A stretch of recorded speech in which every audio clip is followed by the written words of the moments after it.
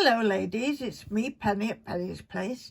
Thursday morning it is, so I thought I'd just show you a quickie of my candles. Some I've only just done the little glass holders. If you remember, I got these, I think there was 12 for £4. It'd been reduced from £8 in a charity shop, so they were just plain little glasses. So I've decoupaged them. I've showed you a couple of videos ago what I was doing with these. So last night I gave them their last coat of varnish with glitter in, which I made myself. So these two I think I'll be keeping for myself because I did it. I had to make the picture actually smaller, and the paper I did it on is a bit large. And I'd already stuck them down, and I didn't want to go through the whole process, so I went with it as it was. And we've actually lit a candle in it, as you can see, and it looks really nice. It really does, even though I don't like the outer edge of these. So I like kitties anyway, so we're going to keep those, I think, for ourselves.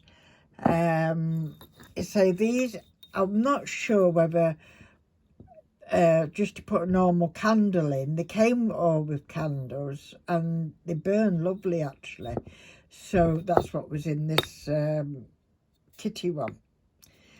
So either that, or I will make up some wax and we'll colour it and make it smell nice. So on the back I've just put rice paper. No, I didn't put rice paper. I printed these with just stamp printing, and then you know, onto tissue paper, and then just stuck them, decoupaged it onto the back. So that's how I got that. So I got some little Father Christmases there, and the same with that one. A couple of these. No, that's one I printed. So they've come out really well. The bigger ones, these came out really well. I like these very much. That's because I think it's rice paper as opposed to tissue. So this is how these came up. We've got a forest scene with a lovely little reindeer. On the back, that was on rice paper as well. Merry Christmas.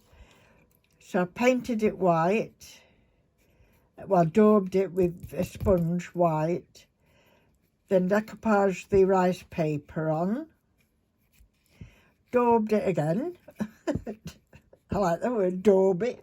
Let's daub it again with some more sponge, and the only sponge I use is just household sponge, like this, you know, what you do your dishes with. So I just cut them up into little sections, and it just makes the right texture for this project anyway.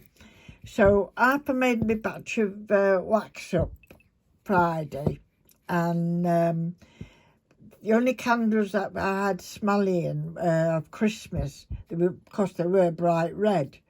But of course, once we mixed them with the soy wax, they come out pink. So we've got pink candles, but I can smell them Christmassy already. But I was reading somewhere it is best to leave them for a few weeks even to I suppose it like seasons them a bit like your whiskey or your, you know, when you're doing pickling or something like that. You have to leave them for a few weeks to absorb the smelly oils type of thing in it. This one's got nice little houses on with a little bridge. These I did manage to go around the outside. If you can see, I managed to get a very, very similar colours to the sky. So I just blended it out with some more sponge just so it looks a bit more like a painting, you know, on the glass. But I say I'm very pleased with how these come. I said we did find some more glasses. Was it last weekend? These are slightly, what were they? Just ever so slightly wider, but they're a little dumpier. But they're going to make lovely candles as well.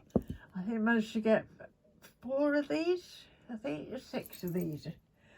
4 or 6, I can't remember. So I'll do a couple of these as well, I think. So that's future. These ones with them little, there was like little cheesecakes or not rumbabas. What was in them? Like a cheesecake anyway. And they came and then they have a little metal thing on top. So, but they're ridged.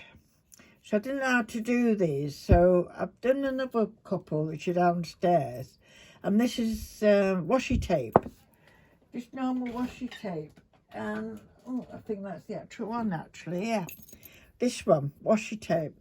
So, in fact, Harper done these. I've got no praise for these because Harper did them. So we just put washi tape, like you can see, it cut it off all the way around. And then I used my gold pen to go around the top, or Harper did, around the top and the bottom. I keep saying me, I forget he's doing some now. So that's how that come out. And we decided on 2 wicks in this, just so to make sure it burns nice. I've got a couple downstairs, and we have lit them, and they're burning lovely. I did them a few weeks back. So there's 2 of these. So they're going one side. Now this last one I'll show you. I'm quite pleased actually how it's come out. This was originally a gift to me, a Christmas gift. It's got a metal lid on it. And, oh, it's a lovely smelling candle it was. And it lasted a long time. But with a couple of other candles, white ones, it didn't burn all the way to the bottom and what have you. So Arthur's emptied it out. He's took all, you know, the wick out and little black bits that were around. Then he remelted the wax. And he said, do you want a colour in it? And I said, no.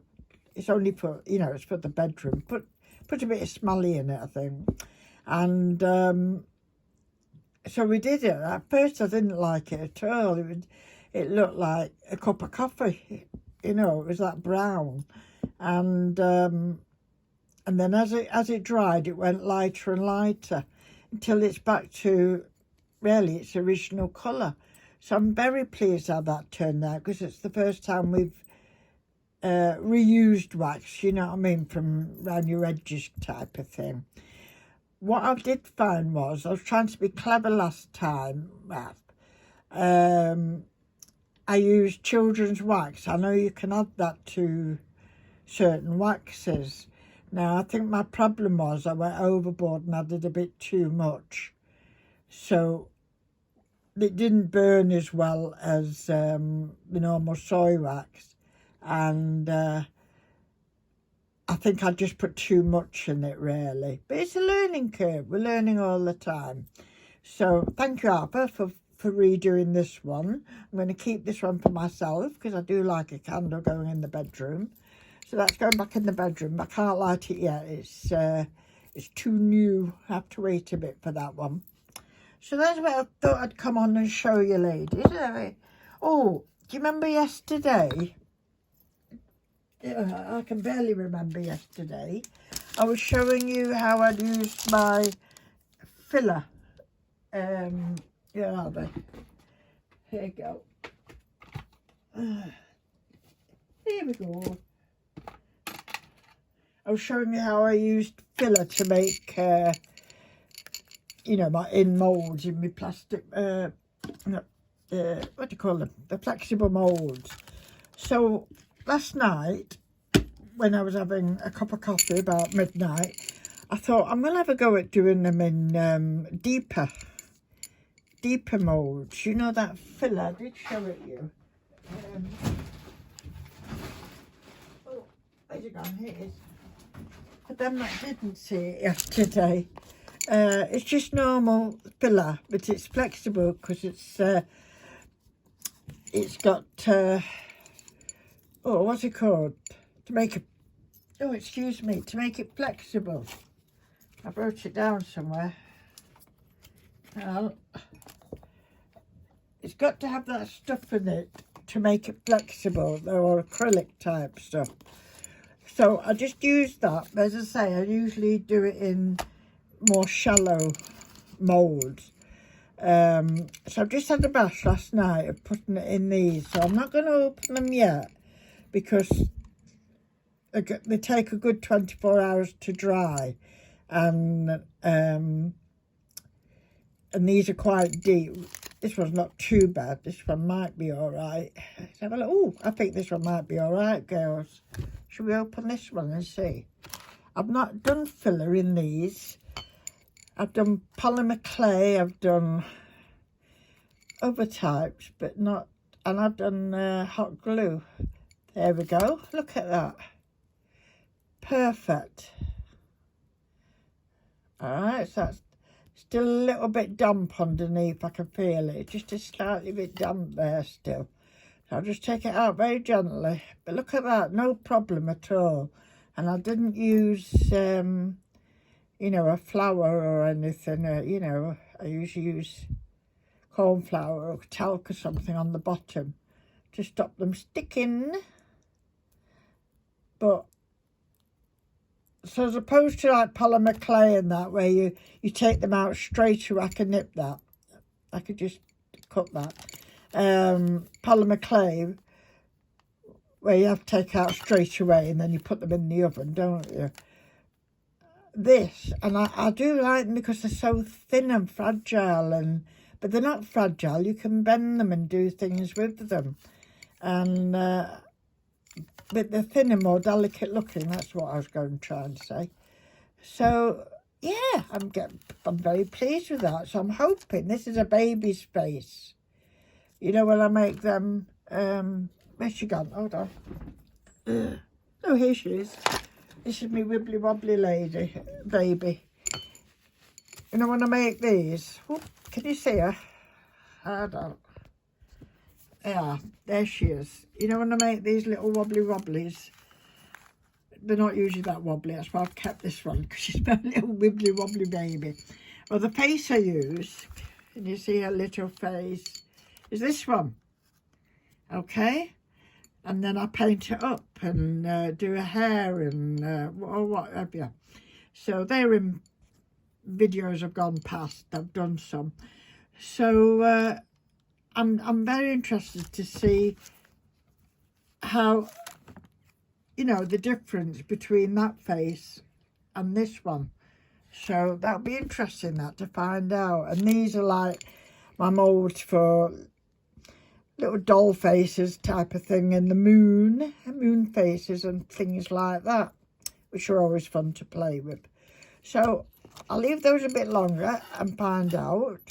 And as I say, there's my little candle holders. So what am I doing today?